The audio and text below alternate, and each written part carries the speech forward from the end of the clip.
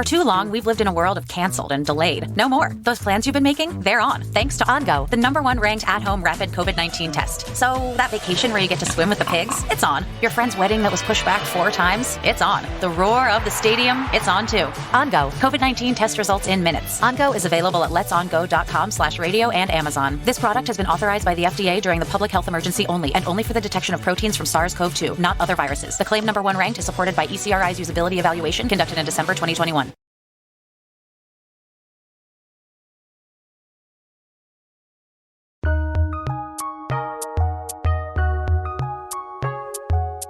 Welcome to the Fantasy NBA Today podcast.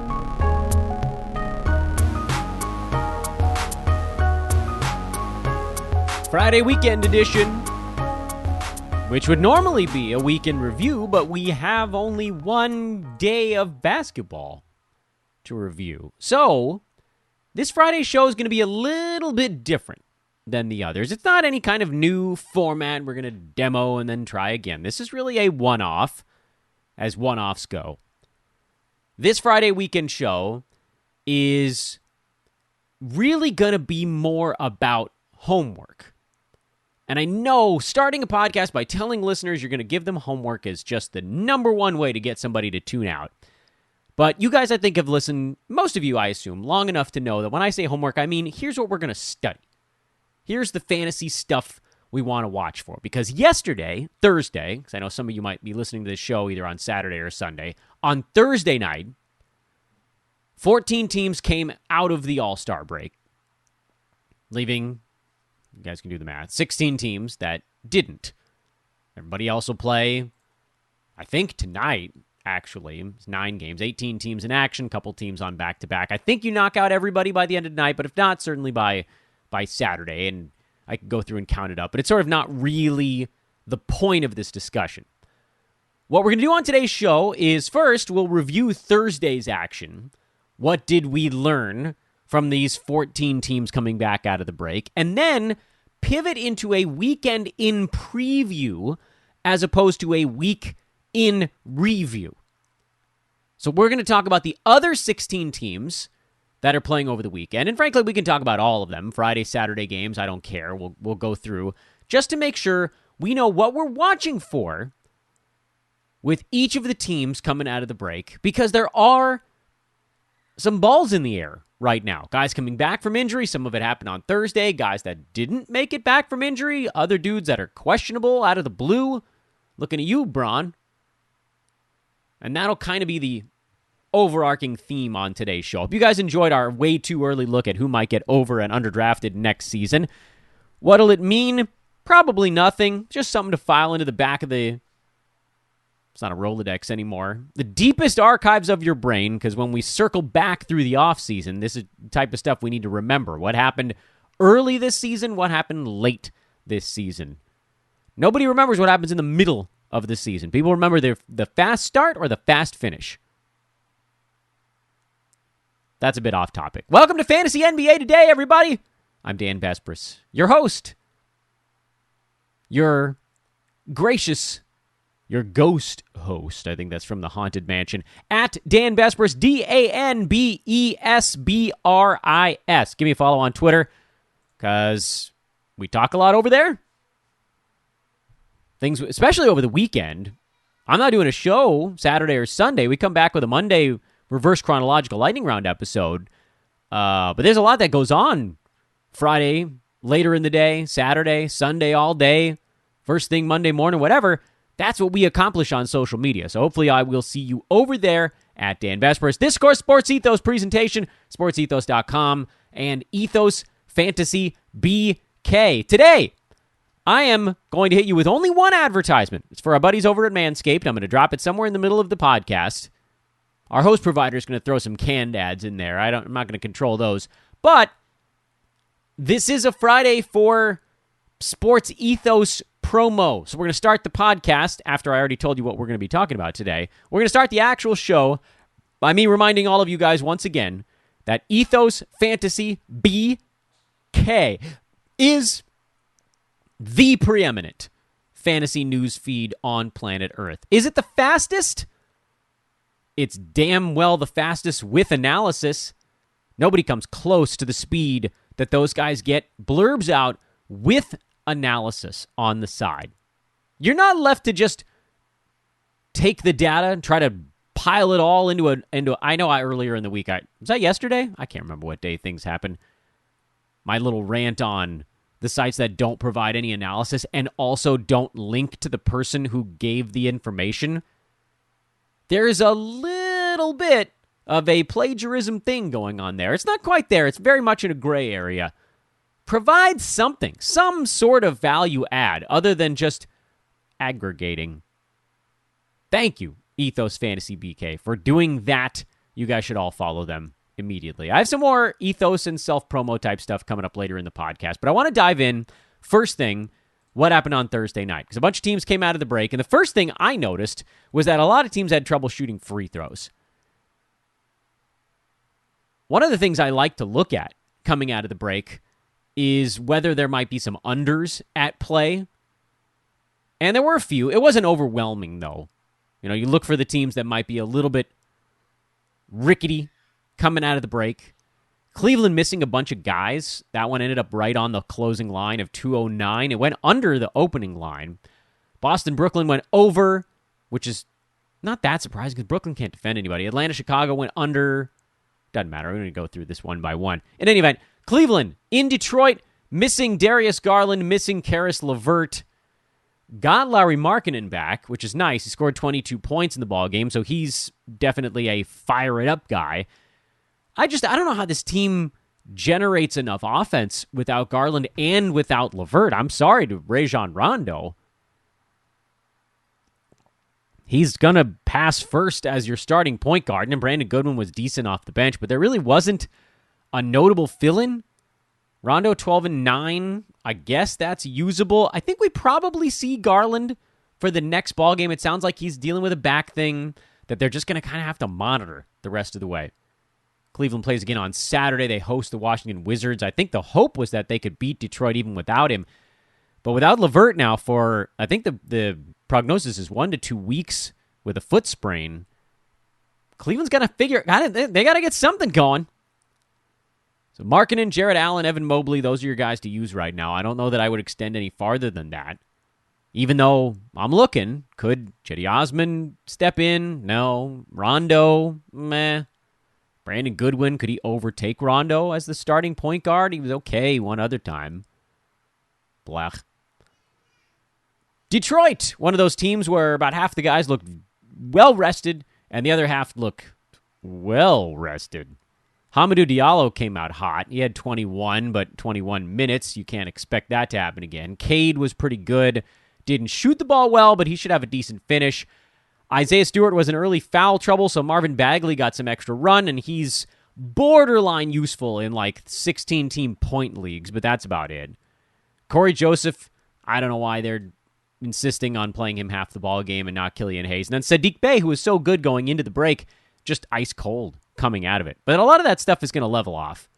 So don't read too much into any of this. The Detroit guys that are trustworthy are Cade Cunningham and Jeremy Grant and sometimes Saddiq Bey. He's the one that's sort of on the border, but probably yes. Isaiah Stewart's been playing a little better, but his minutes are not guaranteed. Kelly Olynyk, Marvin Bagley, all those guys are kind of waiting in the wings, try to get their hands on a few of those minutes. And then Hamidou Diallo is, you catch lightning in a bottle. If you happen to start him for this ballgame, congrats, but it's not going to be like this in 21 minutes every ballgame. You just can't bank on that. And that's what we learned from those first two teams. So this is, you know what, today's show is actually going to be like a prelude to the reverse chronological lightning round Monday because we're going to talk about all 30 teams today, and then we're going to talk about all 30 teams on Monday again. Boston beat Brooklyn. 0 surprises in this one. The starters for Boston were all very good. Was hoping Time Lord would get a couple defensive stats. We'll just have to suffer without them for a day. And Derek White, 13, 5, and 3 in only 20 minutes. He'll be fine. It was a blowout. Minutes were a little weird. Same story on the Brooklyn side in terms of blowout numbers. But Brooklyn is we're not going to have any idea what this team is until guys start coming back. Seth Curry's a start.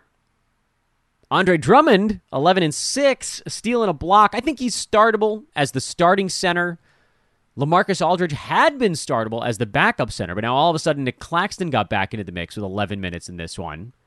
There wasn't foul trouble. In fact, the centers for Brooklyn had 0 fouls in this game. Aldridge, Drummond, Claxton, all zeros. Pretty remarkable, actually. James Johnson had 5. He took care of that for the rest of those guys. But Drummond's a start. Aldridge makes me a little bit nervous if he's really going to be losing playing time to Claxton. And if this becomes a three-headed monster, then I don't know that any of them stay above the line.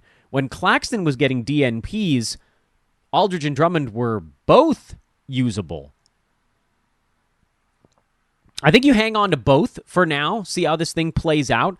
But knowing that Kevin Durant, you could see Ben Simmons play small ball 5 at a certain point. He might wipe all of these guys out. And then Kyrie's going to play when they're on the road. We also heard New York might be eliminating their vaccine mandate in the not-too-distant future, so you might start to see Kyrie at home games as well. Things are about to get real weird. I'm not, Patty Mills had a terrible ball game, but I don't think you can try with some of these guys. Bruce Brown had a good one. I wouldn't worry about it. Kyrie will play, and he'll blow up everybody that's not Seth Curry in the backcourt or on the wings. Simmons and Durant coming back, that probably carves a bit into the power forward center minutes even. I think there's a very real case to be made that within the next week and a half, the Nets are going to be KD, Simmons, Kyrie, and Seth Curry, and nobody else on your fantasy team. So get what you can out of it, but if something pops up on the waiver wire, and there wasn't a whole lot of that today to talk about in terms of I don't have a go grab guy. I've got one for later on as we work our way through this card. And so, if one of those Brooklyn centers, if that's the guy you need to drop to go do it, I'm actually okay with it because I think that arrow is pointed down for all those guys. Trae Young needed either a much shorter All-Star break or a much longer one. This is about as cold as he's ever going to be.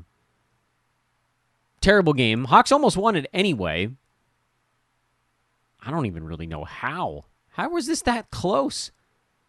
Nothing adds up in this one. Clint Capella, good ball game. He's been much better with John Collins out. DeAndre Hunter got hurt as well. Not a big one. Actually, I think he might have been just an illness. I think he came out partway through because he was feeling under the weather. Whatever it is, it's a small deal. But that really opened things up for our guy Gallinari, who I streamed going into the All-Star break.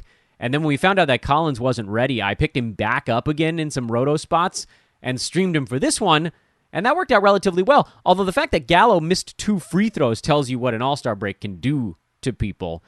Bogdan, Gallo, Capella, Trae, obviously, in the current iteration of the Hawks.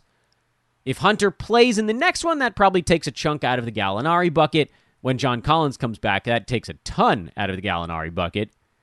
And then Onyeka Okongwu is this sort of waiting in the wings. Could they maybe move Capella in the offseason kind of deal? But that's very much looking towards next season.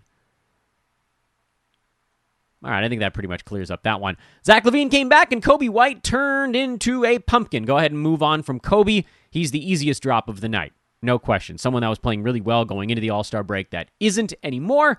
DeMar DeRozan, Nikola Vucevic, Zach LaVine, Ayo Dosunmu. Those are the 4 guys on the Bulls you should be starting right now. Memphis lost in Minnesota, shot 39%. That's another team that really needed a bit more time in the All-Star break. They lost just by taking 40 free throws in this ball game. Yowza, that's a lot of foul shots. And yet, Minnesota was able to overcome it. They just shot the ball a lot better. 16 three balls for the Timberwolves. Only 2 for the reigning three-point champion, Karl Anthony Towns. In terms of what did we learn, nothing in this ball game. Nothing we didn't already know. JJJ came out of the break with a good ball game. Zaire Williams played well, but I don't care. DeAnthony Melton came out of the break with a good ball game. Start him. Ja Morant slowed in this one. We did that piece on Ja as potential overdrafts. It's really weird to look at a 28-4 line with 3 defensive stats and say, that really wasn't that great. Desmond Bane came out of the All-Star break cold. Brandon Clark came out of the All-Star break very cold at the free throw line, but everything else was fine. And his 23 minutes was a good look. So I like the Melton, I like the Clark opportunity, and that's all I care about. On the Minnesota side, I don't know what the hell happened to Anthony Edwards over the All-Star break. He'll obviously be better in the next one. But Minnesota's back in start-the-starters town. Jared Vanderbilt fouled out in 28 minutes, but really nice to see him get back up to 12 rebounds. I have a feeling it's going to be a nice stretch run for Vanderbilt. He looked tired going into the break. He gets all of his fantasy value by hustle. There's only so much hustle you've got before you run out of gas. Patrick Beverley syndrome. He gets hurt. Younger guys just run out of gas. Beverley, who doesn't love a Pat Bev line? 13, 3, and 4, 4 threes, 2 steals. Malik Beasley had 17 points, but nobody cared. And D'Angelo Russell, big game out of the break. Now, the next ball game is one where I think we did have some interesting valuation changes in the somewhat shorter term. First of all, Phoenix beat the crap out of Oklahoma City, which, again, here's the thing. Suns are still going to be good without Chris Paul. They might not win the close ones as often, but they're going to play above themselves to cover for CP3, at least for a little bit here. Then they'll go through a bit of a lull, and then they'll come out towards the playoffs, and hopefully they'll have Paul back by that point. I'm kind of rooting for the Suns. I know I'm a Laker fan, but I'm kind of rooting for the Suns. Lakers are dog due. They're not going to make it. I've accepted that. So I got to pick the second team I'm going to care about. I know everybody hates Chris Paul, but I love him because he's won me so many fantasy titles lately. So I'm kind of rooting for the Suns. All right, so what do we make of the situation without Chris Paul? First, Cam Johnson started at shooting guard and Devin Booker bumped down to point guard where he was fantastic, admittedly against one of the worst defenses in the NBA, but he was fantastic. 25 points, 12 assists, 6 steals for Booker. He just went full CP3 in this ball game. Cam Johnson, someone that needs to be started in the very short term. Mikal Bridges is going to have a really nice role with Chris Paul out. He's going to have to be doing more. Jay Crowder, this will be one of his bigger games. He'll get some threes. He'll get his steals. He'll do what he was doing before and maybe a tiny bit more. He might push himself to someone that you could kind of trot out there in head-to-head leagues from now until the end of the year and be okay with it, top 115, 125 range. I don't know that I would trust him in Roto every game the rest of the way unless you were targeting steals. Maybe threes. He'll go average in rebounds, but that's... this is the high watermark. You can sell Jay Crowder, you should do it, but you probably can't, so don't worry about it. The more interesting thing here is that Aaron Holiday, and I didn't get in a Twitter fight about it, but I weighed in. I swung my midsection into the discussion and said, look, when Cameron Payne is healthy, he's the starting point guard. And some folks said it was going to be Aaron Holiday, was going to overtake him, and I said, I really don't think that's going to be the case because Holiday doesn't really know this team's half-court offense, and Payne does. It's just a familiarity thing. Forget who might be better. We're at a juncture, not only in the season, but for a particular team. The aspirations of this Suns team is not to just figure out who might be the better player in a vacuum, but who's the better fit. And Payne's the better fit. He might be back in the next game or two, and maybe all of this changes again. In the short term, I don't think you need to start Aaron Holiday. He shot 5 for 5 in this ball game. This line would have been much worse if he shot his career mark from the field. Then you're talking about 6 points, probably 5 assists and a steal. No thank you. When Payne comes back, I think he probably does get the starting point guard job and push Cam Johnson back to that 6th-man gunner role. But we'll see. It's possible that Payne is the gunner off the bench. But I do think that he slots back in front of Aaron Holiday. So if you got Holiday, you can stream him if you want. It's not going to be this good most games. This is more of a high watermark for him. 25 minutes and making all of his shots. I'd be more inclined to just put Cameron Payne in your IL for whatever it is. 1 game, 2 games, 3 games, 4 max probably. And then as soon as he's good to go, you bring him into the mix. Because he has the chance to get 6 assists per ball game. He has the chance to play enough to get 13, 14 points a game on a really, really good team. That's helpful. You know who I think is going to suffer with the Chris Paul stuff? I think JaVale McGee is going to suffer, and DeAndre Ayton is going to suffer. If you don't have Chris Paul running that pick and roll with the big guys, You're just not going to get the same looks. We'll see, though. We'll see. I don't think it's good for those guys, and I don't think I'm wrong about that, but we'll find out. Denver, Sacramento, no massive surprises on the Nuggets side. One thing I'd love to see is Monte Morris becoming consistently more aggressive. I don't think it's ever going to happen, or at least not this season. He'll have a good game here and there. He's always going to be efficient, but he's a no upside play.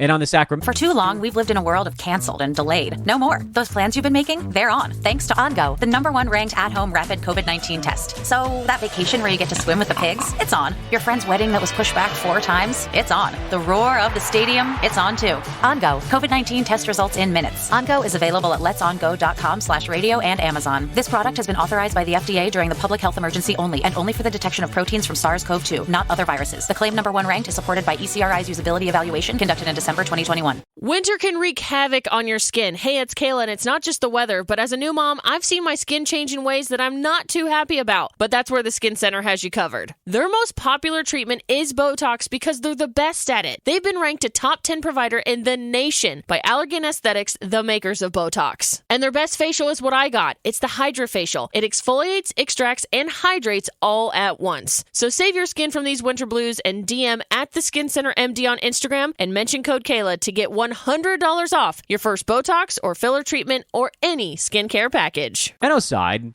the big question I asked on Twitter was, hey, if all of the wings, meaning shooting guard and small forward effectively is what I'm classifying as the wing here, and I'm not actually including Harrison Barnes in that mix for whatever reason. I'm just not.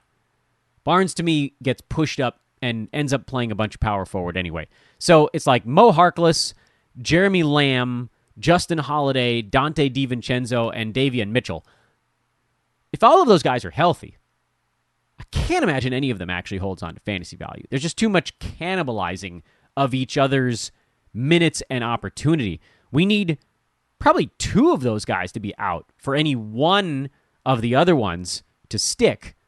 And some of you guys tried to tell me on Twitter that I was undervaluing Dante DiVincenzo, and I said, nay, no. He's not. He doesn't shoot the ball well. His free throw percentage is not as great. It's up a little bit this year, but he just, he doesn't do enough. His best days were going to be alongside 3 stars in Milwaukee, not in Sacramento.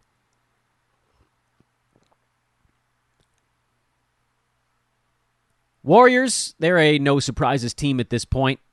Klay Thompson starting to get his touch. Minutes limit lifted to 30 officially for Klay, although he was getting up there before the break anyway. So that's a whole lot of nothing. And then on the Portland side, there was a big question coming into the ballgame, which was who was actually going to play center for the Blazers. Drew Eubanks got the start.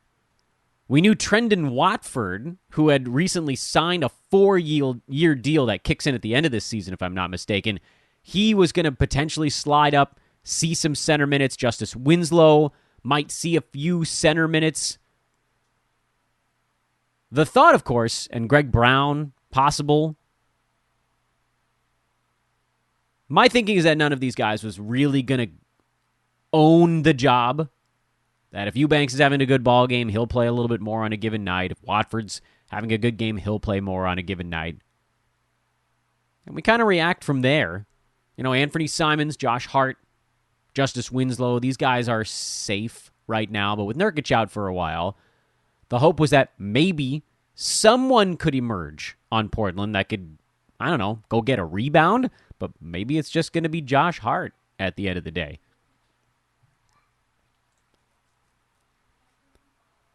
Friends, I don't do this often, but today's the time. I need to walk you through leaving a 5-star review on Fantasy NBA Today. I beg of you. Many of you are newer listeners, sort of post-All-Star break crew. And if you're among those new listeners, I would ask you, please take 45 seconds to drop a 5-star review on Fantasy NBA Today, either on iTunes or on Spotify. I think those are the 2 places that can take reviews at this point. And it's so easy if I tell you exactly how to do it. If I don't tell you how to do it, it's actually kind of convoluted and weird. If you're on iTunes on a computer, that's the easiest way because there's a podcast tab you can navigate to. It's over on that middle upper right area. search for Fantasy NBA Today. You click on the show, and then there's a rate and review button. So that one's pretty straightforward and simple. If you're on a mobile device, which I think most of us are at this point, the podcast app is where you start. You go to the search button on the bottom right, type in Fantasy NBA, and then the letter T, and the show will come up as a suggested option. Search for it. And then don't click on an episode. Don't click into the show. You want to click on the big logo that comes up top. That'll take you to the show page within the podcast app. And from there, if you scroll all the way to the bottom, that's where you can leave the 5-star review. So please, and Spotify, I actually don't even know how you do it. So if you're listening on Spotify, you're on your own, but please do. Drop a 5-star review. We're at 760, so we did get another handful over the last week or so. Some of you taking time over the break to do it. I really appreciate that. Gunning for 775. See if we can do that before the season's over. That's only 15 more. I know there's way more than 15 of you listening that haven't done it, especially some of you new folks that found me through Twitter. I hope you're enjoying the podcast so far. We do this 5 days a week, year-round, off-season included. Drop that 5-star review. It would mean the world to me. At Dan Vespris. Thank you in advance. Turning our attention towards the weekend now, it's important that we figure out what our moves are. This is what prep is all about. Figure out your moves in advance. So let's look at the slate tonight, because most of the teams will knock out tonight. What are we watching for on these teams playing tonight and through the weekend? San Antonio? Not much, actually. We had a pretty good feel, I think, for what that team was going to be as they hit the All-Star break. After the trade deadline, Devin Vassell moving into the starting lineup was a big deal. Jakob Poeltl, DeJounte Murray, guys that we expected to do stuff were doing stuff. So that's an easy one, and we can probably just kind of shuffle along from there. The Wizards remain anybody's guess. Thomas Bryant is back dinged up again. He's questionable for this ball game. If Bryant sits, and Kristaps Porzingis sounds like he's not playing, he's nearing 3-on-3 work in practice, so he's probably still a game or two out, maybe more. Then Daniel Gafford might actually have a little bit of staying power, and when I say a little bit, I really do mean a little bit. But if we can squeeze, I don't know, even 2 or 3 games out of it, to me, that'd be worthwhile. Because Gafford, without other options, would be truly delightful. The problem I've had with Gafford over the last, 2 months has been the intense competition at every turn. But if Bryant is down, that almost guarantees him 20 minutes, and we know in 20 minutes Daniel Gafford's a top 85 guy. So there's a possibility of something there. Denny Avdia is another name to watch on the Wizards. I don't think he's going to turn the proverbial usage corner this year. But you can see the outlines. We talked about this a bunch of times. You can see the outlines of fantasy game with him. Some boards, some steals, some blocks, some assists. Not a ton of threes. Free throw percent has actually been pretty good lately. Overall on the year, not as great. Field goal percent, not that great. And that's going to be the stuff that holds him down over a longer sample size, over a larger sample. But the rebounds are nice, the steals, the blocks, couple of threes. There's an outline there. And I really do wonder if he might tap into it a bit between now and the end of the season. I'm not going to make the move, though. I'm not going to make the move unless we see something substantial. And then the point guard spot. I was willing to buy in on Raul Neto going into the break, and then that last game before the break, Neto only played 20 minutes, and Ish Smith came off the bench for 28. The great flip-flop. But if we find out that Neto is still starting here after the break, if there was no adjustment to the real rotations, like provided the starting lineup is not getting trounced and the Wizards need to go to their bench unit to get back into a ball game, I think Neto could sit right around that 110, 115 range.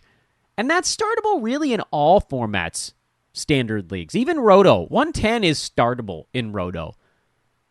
Especially if you're behind in games played. That's more than useful. Especially, and also, double especially.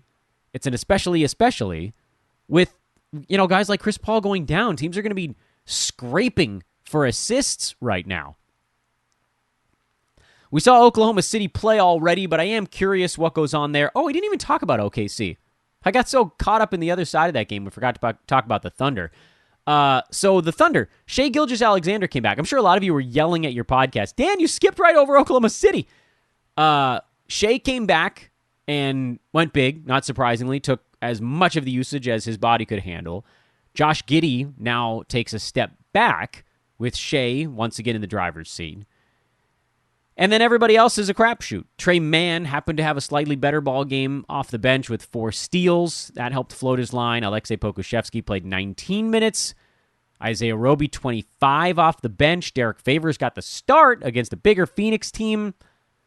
Oh, boy. Your safe bet right now? Shai and Giddey, and just abandon ship on everything else. Do they rest Gilgeous-Alexander on back-to-backs? We'll find out. Do they shut him back down again at some point between now and the end of the season? Maybe. Josh Giddey's 30-minute limit was not in effect. He played 37 minutes against Phoenix on Thursday night. I'd love to tell you to hang on to any one of these other guys, like Pokusevski as kind of a project play, or Baisley, because he was pretty good for 2 weeks there, but I don't think they can do it with Shai around. Winter can wreak havoc on your skin. Hey, it's Kayla, and it's not just the weather, but as a new mom, I've seen my skin change in ways that I'm not too happy about. But that's where the Skin Center has you covered. Their most popular treatment is Botox because they're the best at it. They've been ranked a top 10 provider in the nation by Allergan Aesthetics, the makers of Botox. And their best facial is what I got. It's the HydraFacial. It exfoliates, extracts, and hydrates all at once. So save your skin from these winter blues and DM at the Skin Center MD on Instagram and mention code Kayla to get $100 off your first Botox or filler treatment or any skincare package. If Dort ever comes back, the whole thing totally comes apart. Okay, flip back to Friday. Sorry. Indiana. This is a really interesting game. How do we prepare for this one? Malcolm Brogdon sounds like he's going to play. What does that do to Chris Duarte? I'm not that worried about Tyrese Halliburton. He'll sacrifice some touches here and there, but he's going to be great, and Brogdon's not going to play in every game the rest of the way anyway. But here's the thing. In the games when Brogdon's out, Duarte's definitely a start. The question is, how bad is Duarte going to be when Brogdon is in? How much of a hit does he take? Does it turn out where Duarte averages out the Brogdon in, Brogdon out games to like right around 120 or at 80? I actually don't know, but we're going to find out. This is part of it. Don't preemptively drop Chris Duarte either if he has a bad ball game here. I think we really need to see what Indiana is going to be doing with Malcolm Brogdon before you punt on someone who, up until a couple days ago when it was like, oh, by the way, Malcolm's actually going to give it a go, Duarte had a pretty good path to value. Meanwhile, over in the big man ranks, Isaiah Jackson sounds like he's coming back, and I got to think they're going to give him somewhere between 22 and 25 minutes, and that's actually enough. He's got a great fantasy game. Terrific fantasy game. Still no Miles Turner, which means that we're trying to figure out who the other guys might be. Is Jalen Smith going to soak up the other minutes? Is it going to continue to be O'Shea Brissett? Terry Taylor? Who is the other guy in Indiana? And I think we'll know by halftime of this game, which is, seriously, put this game on your homework board. Indiana in particular is a serious homework team with Brogdon coming back, and then Miles Turner apparently trying to get back in like the next 2 to 3 weeks. Can't worry about that right now, though. Toronto is another team I'm extremely interested in over the weekend. Thad Young just had a whole week to read the Toronto playbook. He could just sit at home on his couch looking at all the plays. I know it's not a book anymore. I'm sure it's an iPad filled with movement of everybody on the team with like a green illuminated Precious Achua on the screen that's like, Thad, this could be you. Superimpose Thad's head on Precious's body so he can run all the plays that way. If Thad Young's going to get 20 minutes for that Toronto team, he deserves a spot on fantasy teams because him playing with good players around him, you can go to that point Thad from time to time, and then it steals aplenty. Very curious. And what does that do to Chris Boucher? That's another angle in all of this. Sounds like Freddie VanVleet's going to play, by the way. He's going to be on and off the rest of the season because of the knee stuff. Let's just pray that everybody else stays mostly healthy. Not much to go on with Charlotte. Gordon Hayward still not back, so I think all three big men are in play, with Montrez and PJ the favored among them from a fantasy standpoint. Houston in Orlando. The Rockets. What are they actually going to do out there? Sounds like Dennis Schroeder is going to play out the string in Houston. He'll be backing up Kevin Porter Jr. when KPJ's playing. Can Kevin take a step forward the rest of this year, or is he going to shoot 50% at the free throw line? He may shoot better from the field than he does at the line. Has been for about 2 weeks now. Weird little twist. Does Alperen Sengun get back into the mix? Why is Eric Gordon continuing to play in non-back-to-backs? Nobody really knows, but that's what the Rockets are doing down the stretch right now, and we'll just kind of roll with it. Although for the moment, that means you can kind of only roster or start Christian Wood. Yeah, that team's been a little bit of a struggle. Orlando side, I really do think Jalen Suggs is set to make a pretty good run here. I like Cole Anthony as well. Wendell Carter Jr., yeah. I haven't punted on Mo Bamba. I'm sticking with him a bit longer here. Chuma Okeke, also solid. Franz Wagner. Orlando ended up with a lot of fantasy plays this year, but I don't think there's a ton of question marks. No massive question marks in Miami. Couple of question marks in New York. Derrick Rose is doubtful, but he's getting close. Kemba Walker is shut down for the season, which means Alec Burks has a narrow window here. He may continue to start even after Rose comes back, but I don't know if there's going to be enough for Burks at that point. Because if he's playing poorly, then Rose will just come on and play 25 minutes, and Burks will get 22 and change, whatever it is. But for right now, I think you could probably stream Alec Burks and go until the wheels come off, which is going to be relatively soon. The wheels are wobbling already. Philly at Minnesota. That should be a really interesting Philly side game. If James Harden's playing, I think he's supposed to. As far as we know. Minnesota, we already talked about. Dallas, I think we know what's up with Dallas. I am a bit curious what Reggie Bullock's job is going to be when he comes back. Dealt with the injury prior to the All-Star break. I'm assuming he'll be okay here coming out of it. I don't think Spencer Dinwiddie's going to get on the radar. Utah's pretty straightforward. They should be now mostly healthy out of the break. Pelicans are interesting. What is Jackson Hayes going to be the rest of the way? That's the big question mark out there. Devontae Graham off the bench. Very much a droppable player. Clippers, Lakers. Clippers, a bunch of hot hand stuff. That's the story there. Lakers without Anthony Davis. Carmelo Anthony, he's probable. Get him in. Fire him up. I mean, we'll watch to see. I'm curious to see if Malik Monk is starting or coming off the bench. If he's starting, I think you need to have him on your roster. If he's coming off the bench, I don't think you do. And I think the only team that didn't play the first 2 days out of the All-Star break is Milwaukee. If I'm remembering that right. Feels like it should be 2 teams, though. Who am I forgetting? I'm screwing something up. And apologies in advance. I don't know why I can't figure this out. I have no thoughts on the Bucks anyway, so who cares? I mean, that's if we know what they are, and with a week of rest under their belt, it makes it even easier as well. So this is what we're looking for. This is the prep. Washington, could anything emerge there? Indiana is something where you might need to be making a move mid-ball game. I'm talking about tonight, Friday night. Toronto, you might be making a move mid-ball game. Dallas, maybe a drop mid-game. Lakers, you might be making a move as soon as you see the starting lineup, so right before tip. New Orleans, maybe even the Clippers. I don't know. I can't bring myself to trust a lot of those guys. But that's a lot of teams tonight, over the weekend, that might force us to make fantasy moves. That's a lot. I want you guys lasered in. Don't take the weekend off. You got a whole week off. This is when it's time to hunker down, make your moves for the stretch run. You can do it. We can do it.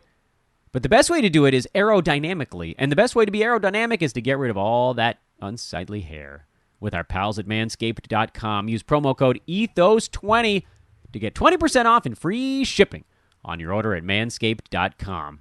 Oh, yes, the Lawnmower 3.0. Mow that disgusting lawn. Get it off your face, your neck, your back, your chest, your legs. I don't care. Shave whatever the hell you want. It's up to you. You can do it all with Manscaped. Pinch-free technology, a built-in LED light, waterproof technology in the 4.0, charging dock for the 4.0. Or get yourself some lip balm, nail kit, whatever it is you want. Manscaped has it. Male grooming. Redefined.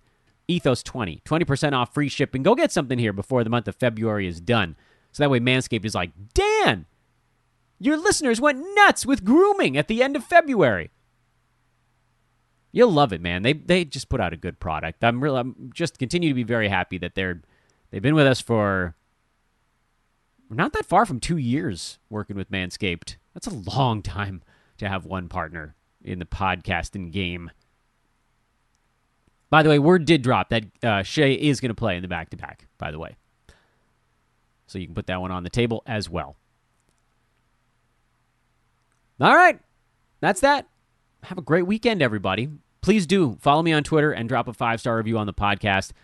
If you have questions, you can hit me with them. I'm way behind on answering Twitter questions, but I'll try to do my best to catch up somehow. There's a lot of catch up this week. Some big projects we're starting over here at Sports Ethos as well. But you guys don't care about that. You just want results. So that's what we shall do. I am at Dan Bespris. I am also just Dan Bespris. And you are my favorite listeners. Have a great weekend, everybody. We'll talk to you Monday. Reverse chronological lightning round on the other side of the turn. So long.